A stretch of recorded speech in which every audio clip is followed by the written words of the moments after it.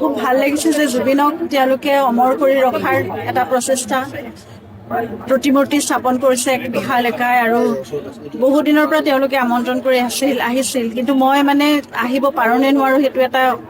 কাইলৈ মোৰ কোৰ্টতো ডেট আছে গতিকে মই অহাটো ইমান মানে সম্ভৱ নাছিল কিন্তু তেওঁলোকৰ মৰম আৰু আদৰেৰে মোক টানি আনিছে আৰু জুবিনক এনেদৰেই জীয়াই ৰাখিব লাগিব সকলোৰে প্ৰাণে প্ৰাণে যে জুবিন আছে সেয়া দেখিয়ে মোৰ জীৱনৰ আচলতে সফলতা সেয়াই কোনোবাখিনিত প্ৰাপ্তি মই পাইছো আৰু তেওঁৰ আদৰ্শৰে তেওঁ যিমানখিনি আধৰুৱা কাম থাকিল সকলোৱে যদি আমি মিলি একত্ৰিত হৈ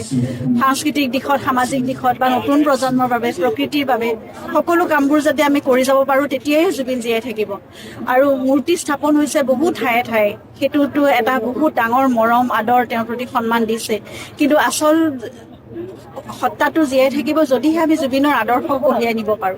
গতিকে সেইখিনি কাম আধৰুৱা কামখিনি আমি সকলোৱে মিলি কৰিব লাগিব আৰু প্ৰজন্মৰ পৰা প্ৰজন্মলৈ সকলোৱে জুবিনক চিনি পাব লাগিব জানিব লাগিব তেওঁৰ সৃষ্টিৰাজি কৰ্মৰাজিক আমি প্ৰচাৰ প্ৰসাৰী আগুৱাই লৈ যাব লাগিব সেইটোৱে আটাইতকৈ ডাঙৰ কথা আৰু মই অসমবাসীৰ পৰা সেয়াই কামনা কৰিম যাতে জুবিনক নিজৰ প্ৰাণত স্থান দি তেওঁৰ কৰ্মৰাজিৰে তেওঁ জীয়াই ৰাখে কাৰণ জুবিনে সদায় কৈছিল যে মোতকৈ মানুহে মোৰ সৃষ্টিৰাজিক মনত ৰাখিলে মই বেছি সুখী হ'ম